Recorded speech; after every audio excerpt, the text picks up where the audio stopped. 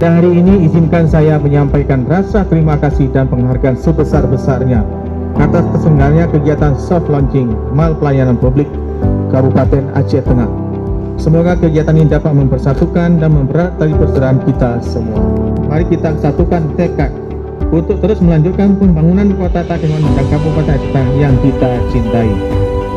Mal Pelayanan Publik atau MPP Kabupaten Aceh Tengah dengan ini secara resmi saya nyatakan diluncurkan.